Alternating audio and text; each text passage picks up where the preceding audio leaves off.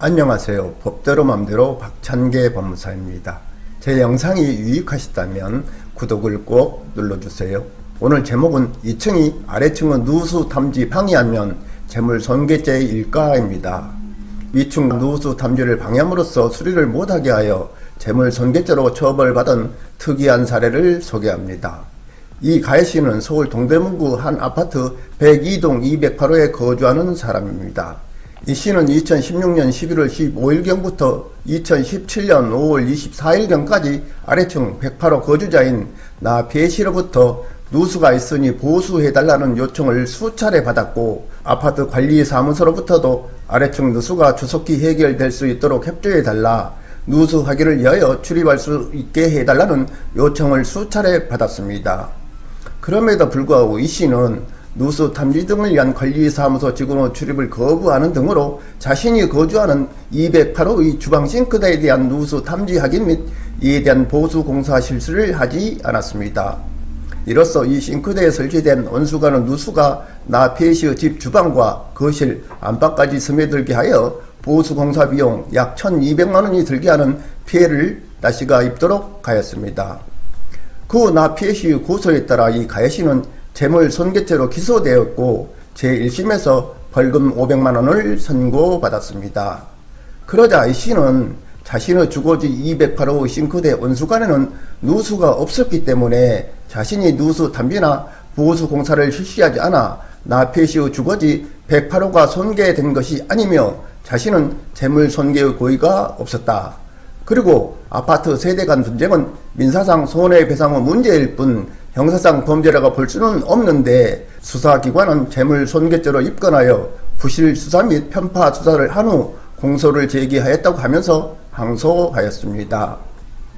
항소심은 부진정 부자기범의 고의는 타인의 법익에 침해되는 것을 방지할 법적 자기 의무가 있는 사람이 그 의무를 이행함으로써 결과 발생을 쉽게 방지할 수 있음을 예견하고도 결과 발생을 용인하고 이를 방관한 채 의무를 이행하지 아니한다는 인식을 하면 촉하고, 이러한 자기 의무자의 예견 또는 인식 등은 확정적인 경우는 물론 불확정적인 경우이더라도 미필적 고의로 인정될 수 있다.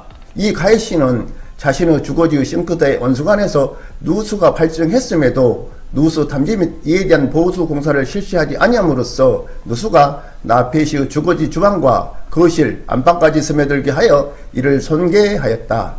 이 씨에게는 적어도 재물손괴의 미필적 고의가 인정된다고 할 수 있으며 수사기관이 부실수사 및 편파수사를 하여 공소 제기를 하였다고 볼 수 없다. 따라서 제1심이 이 씨에 대한 공소 사실을 유죄로 판단한 것은 정당하다. 공동주택의 입주자 등은 관리 주체가 건물을 점검하거나 수리하기 위하여 공동주택 등에 출입하고자 하는 경우에 이에 협조할 의무가 있을 뿐만 아니라 자신의 점유 관리하에 있는 이음원으로부터 공동주택의 안전을 확보하고 이음의 발생을 방지하는 등 공동주거생활의 안녕을 위하여 자신의 책임 영역에 있는 재반시설을 선량하게 보존 유지하여야 할 법령상 의무가 있다. 그런데 이 가해씨의 주거지에 누수가 있다는 것 같다는 나 B씨의 민원을 받은 관리사무소 직원이 2016년 11월 15일 시설 점검을 위해 이 씨의 주거지를 방문하여 주방 바닥은 누수로 인하여 떠 있고 싱크대 자체도 물을 먹은 상태로 싱크대 주변에 이곳저곳 테이핑을 해 놓은 상태임을 확인하고 누수 여부를 판별하기 위하여 싱크대 아래쪽 문을 열려고 하자 이 씨는 이를 거부하며 더 이상의 확인을 제지하였다. 이 씨는 나 B씨 및 관리사무소로부터 누수 탐지 및 보수 요청 문자 메시지, 내용 증명 등을 통해 수차례 받아왔음에도 불구하고 1층 누수는 2층과는 관련이 없다라거나 2층에 책임이 있더라도 1층에서 알아서 처리할 일이고 1층에 배상해 줄 내용은 없다라는 등 비협조적이고 공격적인 태도로 일관하였다.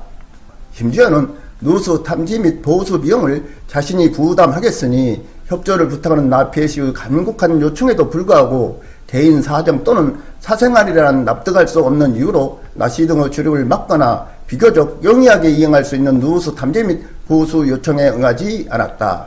한편 이 씨는 아파트 동대표, 관할구청, 서울 이웃사회 분쟁조정센터 등 분쟁 조정 절차에도 일체 응하지 않았다. 경찰은 2017년 5월 24일 나 B씨로부터 이 가해씨를 재물손괴죄로 처벌해 달라는 취지의 고소장을 제출받아 나 씨를 조사한 후 수차례에 걸쳐 이 씨에게 출석을 요구하였으나 이 씨는 특별한 이유 없이 이를 모두 거부하였다. 이에 경찰은 2017년 6월 23일 체포영장을 발부받아 이 씨를 체포한 후 피의자 신문을 하였고 조사 후 이 씨를 석방하였다. 이후 경찰은 2017년 7월 7일 이 씨에게 누수 탐지를 요청하였으나 이 씨가 이를 또 다시 거부하자 2017년 7월 11일 압수수색 검증영장을 발부받아 영장을 집행하여 이 씨의 주거지의 누수 상태를 확인하였다. 또한 경찰은 이 씨와 협의한 후 2017년 7월 31일 누수 탐지 검사를 하였고 그 검사는 2017년 11월 1일 이 씨의 행위를 재물손괴죄로 의율하여 공소를 제기하였다.